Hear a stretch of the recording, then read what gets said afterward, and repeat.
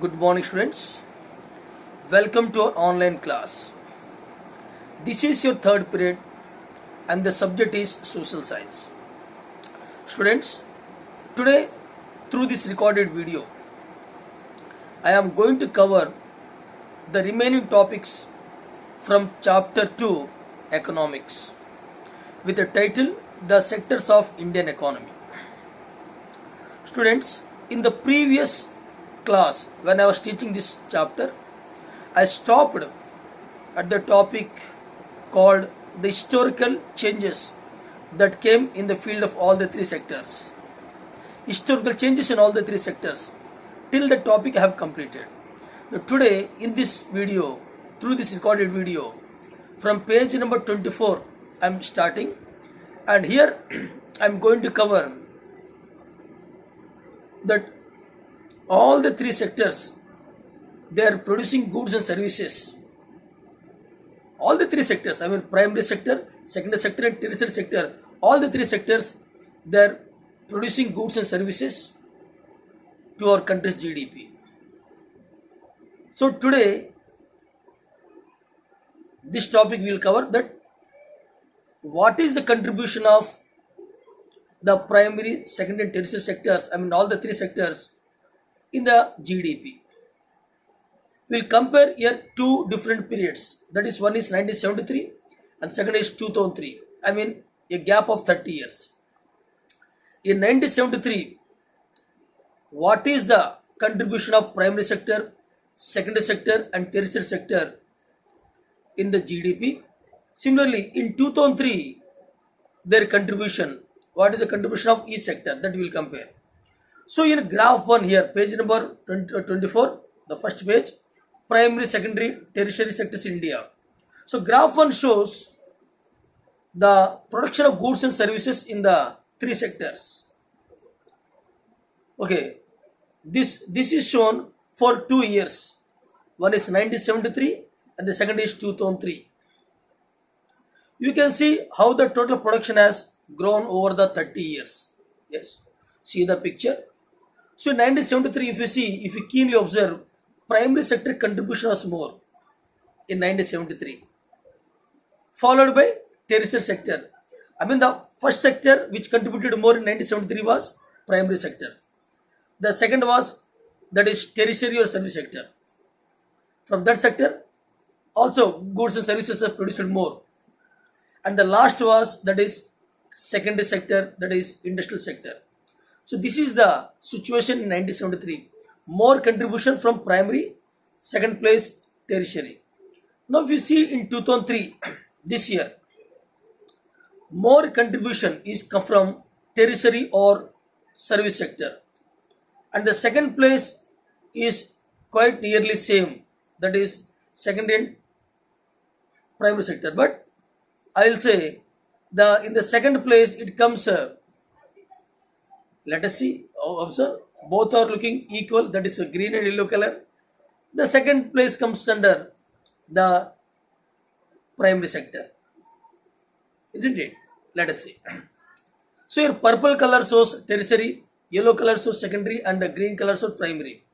So in 2003 year, we compare with 1973, more contribution was shown by tertiary sector. Similarly, the remaining two sectors also. In 1973, the contribution was less, but in 2003, the contribution was more in all the three sectors, but more is seen in tertiary sector. Here, questions are also asked. Answer the following questions looking at the graph. Which was the largest producing sector in 1973? That is primary sector. Which is the largest producing sector in 2003? That is tertiary or service sector. Can you say which sector has grown the most over 30 years? That is again tertiary sector. Actually, in all the three sectors, the growth, all the three sectors have grown. There is improvement in all the three sectors, but more improvement is seen in tertiary sector. Now, what was the GDP in India in 2003? So you can see the GDP, that is what? Units, tens, 100,000, 10,000. I mean 21,000. I'm sorry, 2 lakhs 10,000. That is units, tens, 100,000, 10,000 lakh. 2 lakh and 10,000. That is the total rupees in crores, that much GDP is coming from tertiary sector. I mean, I can say all the three sectors. Now one second important topic, that is rising importance of the tertiary sector in production. You have seen all the three sectors. The purple sector, that indicates what? The tertiary sector or service sector, and it is showing more production of goods and services. So why? What is the reason? What is the reason behind that the production of goods and services is more from tertiary sector, not from other two sectors? What are the reasons? Suitable reasons. See, over the 30 years between 1973 to 2003, okay, the production in all the three sectors have increased. That is true. I too told the production in all the three sectors have been increased, but more increase was seen in tertiary sector. It has increased most in the tertiary sector. That also I told you. Next, as a result in the year 2003, the tertiary sector has emerged as the largest producing sector in India, replacing the primary sector. That means primary sector was the leading sector in 1973, but now in 2003 it was replaced by the tertiary sector. Fine. Now, why is the tertiary sector becoming so important in India? What are the possible reasons to say that the tertiary sector is contributing or producing more goods and services in country's GDP? What may be the possible reasons? So why the tertiary sector or service sector becoming so important in India? There could be several factors, several reasons. Let us see. Number one, the first reason or the first cause for more production of service sector or tertiary sector is this one. In any country, several services such as hospitals, educational institutions, post and telegraph services, police stations, that is law and order, court, village or village administrative services or offices, municipal corporations, okay, defense, transport, all the modes of transport, banks, insurance companies, etc., all are required. These are the services required in all the countries. In any country you take, in any country's economy, this post and telegraph, transportation, banking service, insurance service, education institutions, okay, defense, hospitals, all these services are needed. Okay, general administration, everything is needed. These can be considered as basic services. All the services which are read now, these services can be considered as what? All the basic services needed by each and every person. Nobody can be left without these services. So these services can be considered as basic services. In a developing country like India, okay, or I can say in a developing country, the government has to take responsibility for the provision of all these services.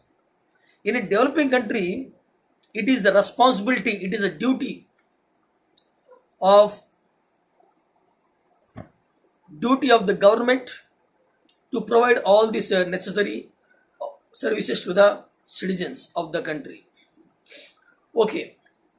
Second important reason, the development of agriculture industry leads to the development of the third sector, that is service sector. That I told you. Tertiary sector helping both primary and secondary sector, or I can say primary and secondary sector both needs the help of the tertiary or service sector. So what is it here? It is with the development of primary sector and secondary sector that led to the growth of the third one, that is tertiary sector. So when primary sector was increased, when secondary sector was increased, it led to the increase of the tertiary sector. Okay. Now, for example, let me tell you, with the development of agricultural industry leads to the development of services such as transportation, trade, storage facilities, and so many. Transportation, trade, storage, construction of roads, all this comes under, these activities were developed with the growth of the primary and secondary sector. Greater the development of the primary and secondary sector, then there will be greater development in the tertiary sector. So whenever there is a possibility of, whenever there's a development in secondary and tertiary sector, naturally that will have lot of influence on the development of tertiary sector. Okay, now third important reason why there is a growing importance of tertiary sector, or growing importance in the production of goods and services in the tertiary sector. The third important reason, see, as income level rises, when the income level rises of all the individuals, naturally the standard of living of the people also will increase. Whenever your income increases, the standard of living of yours also will increase. Or I can say, when our income increases, you'll prefer to purchase all the comforts and all the luxuries. You want more and more services. This is the trend in economics. As income level rises, certain sections of people, they start demanding more and more services. So whenever my income increases, my standard of living will increase. Why? Because due to increase in income, I prefer so many new things which I want to fulfill my desires, to make my life more comfortable. So as income rises or income level increases, people or certain sections of people in the society, they start demanding many more services, like eating out in the restaurants, in hotels, or visiting some new places during vacation, that is tourism, shopping, doing more shopping. And more people, they'll prefer to go to private hospitals than government hospitals, and also private schools. Many people, they prefer to join the wards in private schools, and also so many professional trainings. These things will increase. People will prefer to have all these things. So you can see this change is quite sharply in cities only. Whenever the income levels of the people increases, people started demanding more and more services, and these changes you can see greater in what? Towns and cities, in urban areas. Now, fourth reason, over the past decade or so, certain new services such as those based on information and technology, or information and communication technology, IT. In the last decade, you can see the fourth reason, over the past decade or so, certain new services, okay, such as those based on information and communication technology, have become most important and essential nowadays. The production of these services have been rising rapidly. Here, the production of these services have been rising in nowadays. We shall see examples of these new services and the reasons for their expansion. Nowadays, by sitting at home, you can fill the application for any post. By sitting at home, you can pay the electrical bill, government electrical bill. By sitting at home, you can order all the things. So this is due to the development of information and communication technology. We can access technology, and we can do our services, our works more comfortably without moving from the home.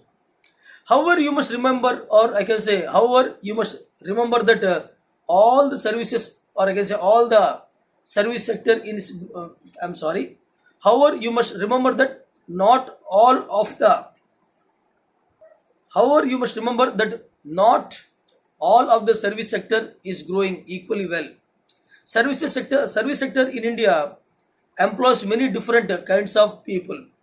At one end, there is a limited number of services that employ highly skilled and educated workers. There are some sectors in service sector where highly skilled and educated people only required are being appointed. At the other end, if you see on the other side, there are very large number of workers engaged in services such as small shopkeepers, repair workers, repair workers, transport person like drivers, etc. These people also there. They are not skilled but not that much educated. So one side the service sector needed more educated people, more trained people. On the other hand, they needed more people to work in their sector, such as transport persons, repair persons, shopkeepers, and etc. etc. These people largely manage to earn a living, okay, and yet they perform these services because no alternative opportunities for work are available to them.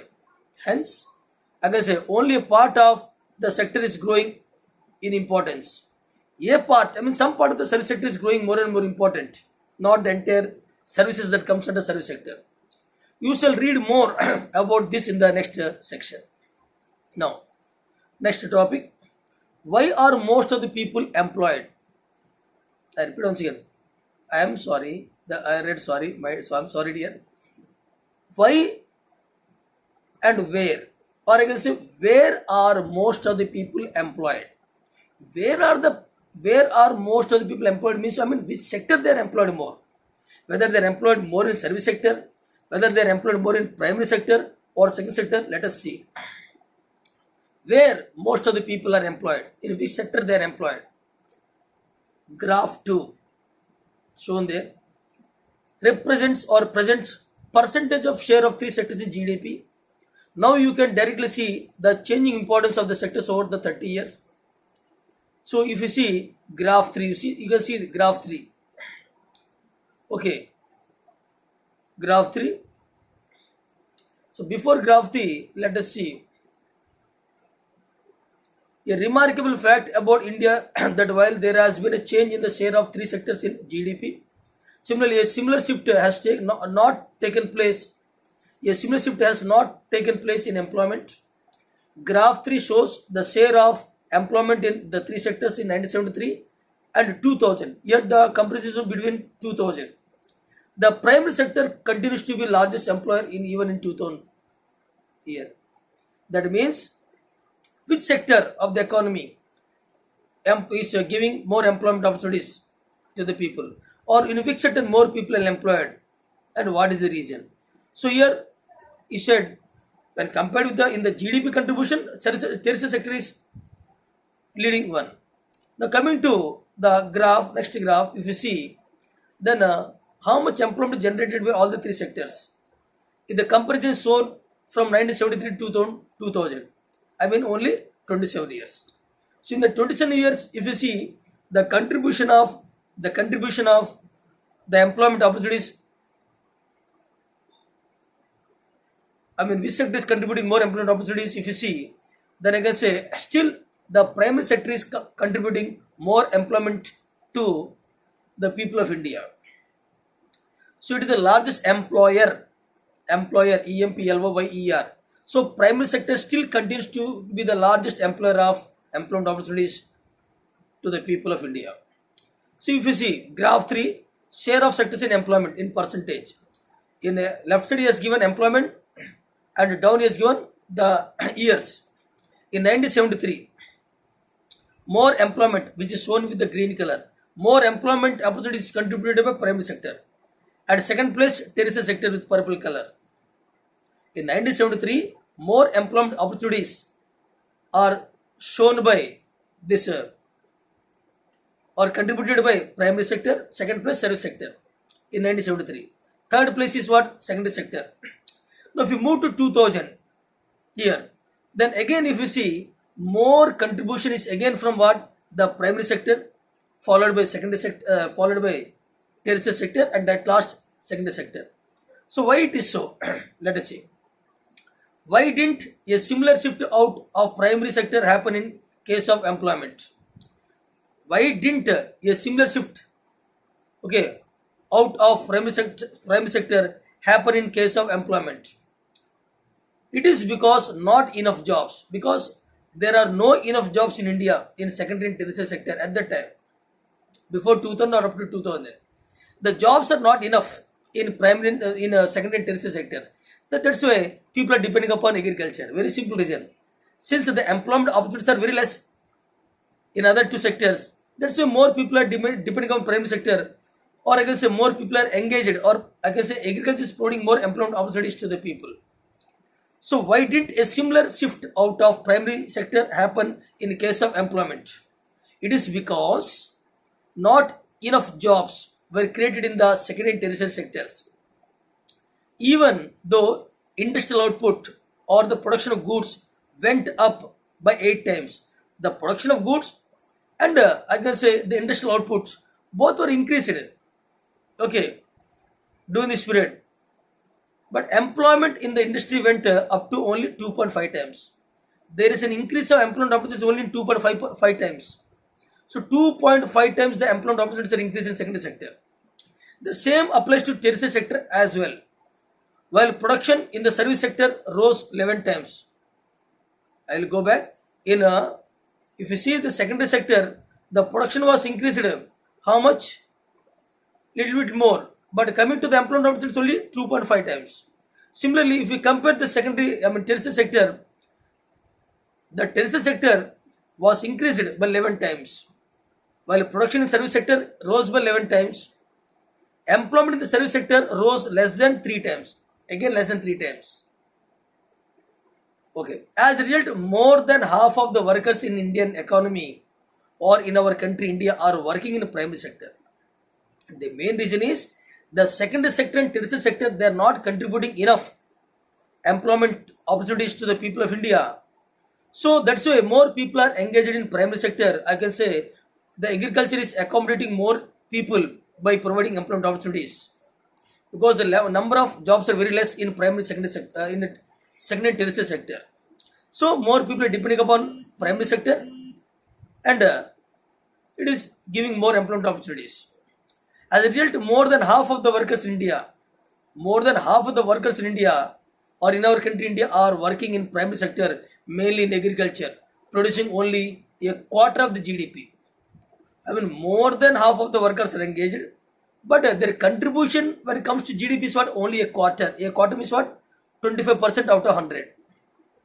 A quarter means 25% out of 100. So a quarter of contribution is there from the sector, but engagement is how much? 50% or more than 50%. So more than 50% of people of India are engaged in agriculture sector or primary sector, but their contribution GDP is only a quarter, 25%. Okay, in contrast, only 2.5% or less than 3% of employment opportunities are provided by secondary and tertiary sector. Let us see.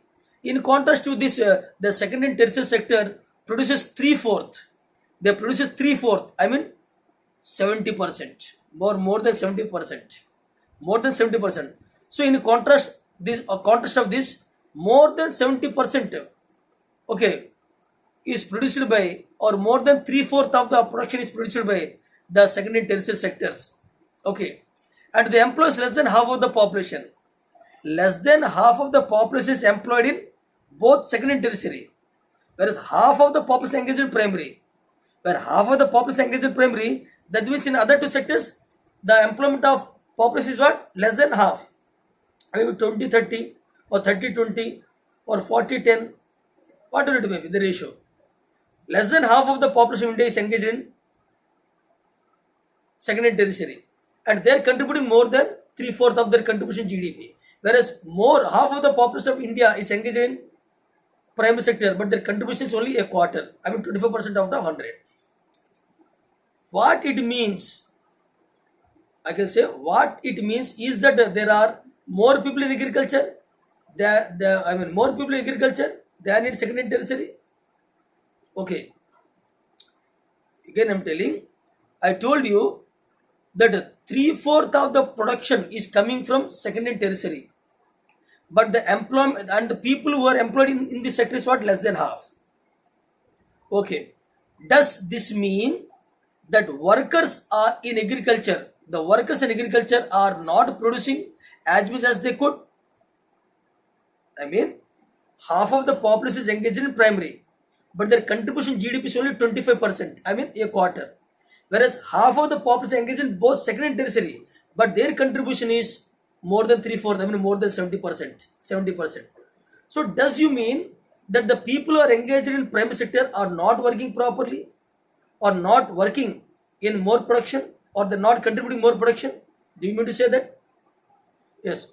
What it means is that there are more people engaged in agriculture than necessary. Okay.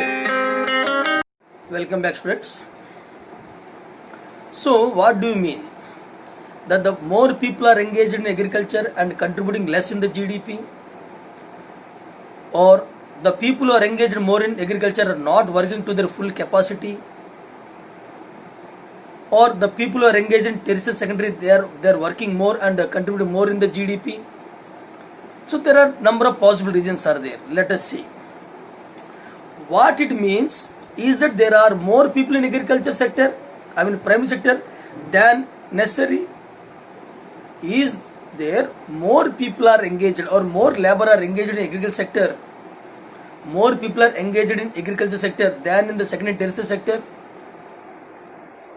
So even if you move a few people out, suppose you are removing some people from agriculture sector, the production will not be affected. Yes, agreed. Yes, sir, you said that 50% or more than 50% people are engaged in that primary sector, agriculture sector, but their contribution is only 25% to the GDP.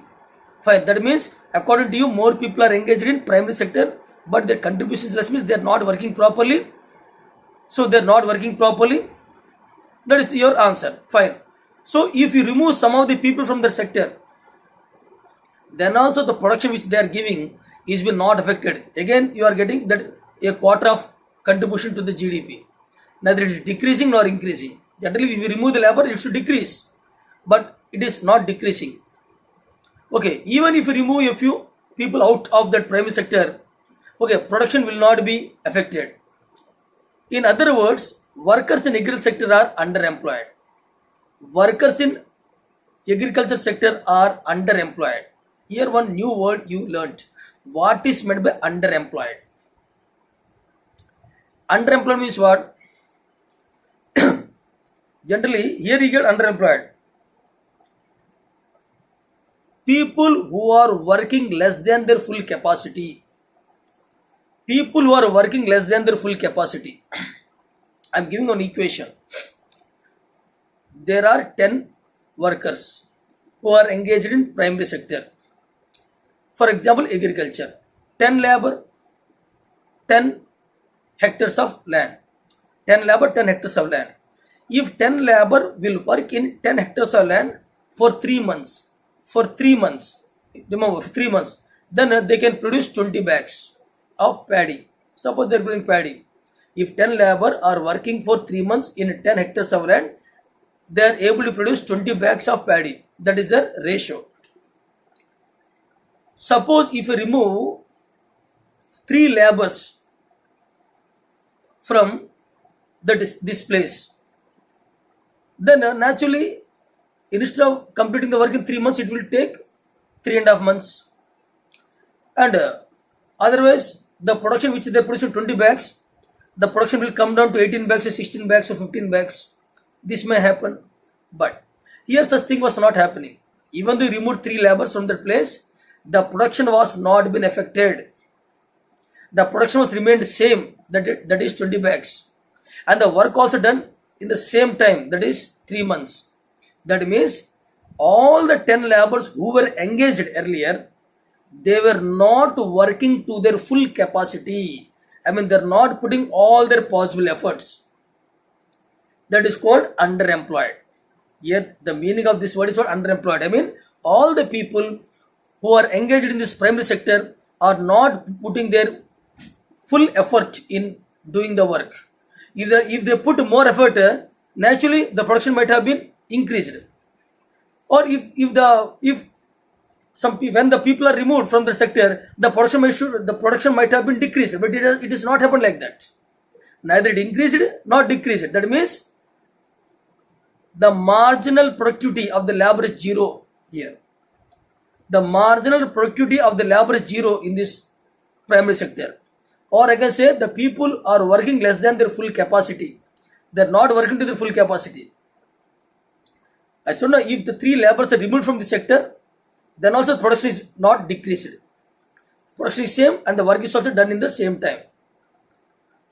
Okay, this is the reason. So here I can say underemployment is what, when the people are not working to their full capacity, or I can say when the marginal productivity of the labor When the marginal productivity of the labor is zero negative, that is called disguised unemployment. Here it is called underemployment or underemployed. Whereas generally in economics, underemployment is what? I am telling two more people. Listen, one underemployed. Listen carefully. Underemployed.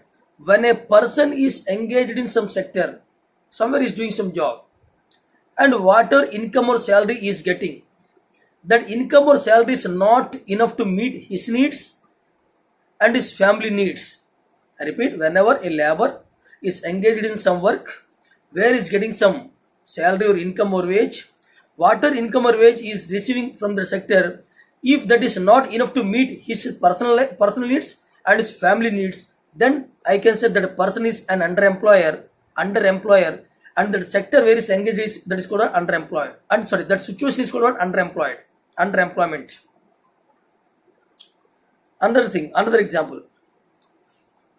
Suppose if a person is having, suppose if a person is having more knowledge, more skills, more qualification, more knowledge, more skills, more training, and if such person is engaged in such a sector where his skills are not necessary, where skills are mere waste, where he paid very less amount. Suppose I can say a PhD, I mean a doctorate, a person who has done doctorate degree, he is appointed as a primary teacher, where he paid very less amount, less salary. Where this PhD, the person who has more knowledge, more qualification, more training, his knowledge training is not necessary to the primary class people or nursery people. So that situation is also called underemployment, and the person is underemployed. Then how we can solve this problem on underemployment? Underemployed. In the first case, what you have to do? He should do some extra work. He is getting some income which is not enough to meet his needs and family needs. So he has to do some other work, extra work, overtime, or some substitute work he has to do to get more income to meet his needs. But that is also not wrong. If you do continuous work for long time, in the long term, again his health will be deteriorated, and as a result, he will not contribute properly in the first sector itself. He cannot contribute. I mean, as he contributes earlier in this previous sector. That is wrong. For temporary sake, it is okay. Now, second situation, how we can manage? The person is having more skills, more knowledge, but engaged in certain sector where his knowledge is mere waste, where he paid very less amount. So, how can we solve this problem? Very simple. This person should be shifted to some other sector wherever his skills are needed. I mean, he should be sent to college level, wherever his knowledge is required, his skills are utilized, and where he will paid more amount. So in this way, the second situation can be solved. So I told you, underemployed, that means the people are not working to their full capacity, and this situation is largely found in our Indian agriculture sector, particularly rural areas. Underemployed or underemployment is largely found in agricultural sector, particularly in our rural areas. 10 people are working, 20 bags, 3 months. If you remove 3 labor from there, then also within 3 months the work has been done, and 25 bags is the production. That means the labor who are engaged earlier, all 10, they are not working to their full capacity. If you remove some labor also, then also the production capacity is not been decreased, not affected. So how we can solve this problem? This is a problem in our Indian economy. This underemployment is a problem that exists in our Indian economy. Then how we can solve this one? Very simple. The extra labor we should shift to some other sector where the services are needed. So here, if you remove some people from this sector, the production will not be affected. No issues. And if you remove some labor and shift to some other sector where the laborers are needed, so that work can be completed. That sector can be attended by some labor. So work can be done there. So in this way, we can manage both the sectors. So students, up to here I have completed. Okay. In the tomorrow, I mean, in Tuesday, I'll take a live class and I'll explain the remaining topics from the same chapter. Students, actually I'm in Visakhapatnam right now. I'm not in Jagdalpur. So the arrangement is not good. Within 2-3 days I'll arrange everything. Okay. Thank you very much. Take care.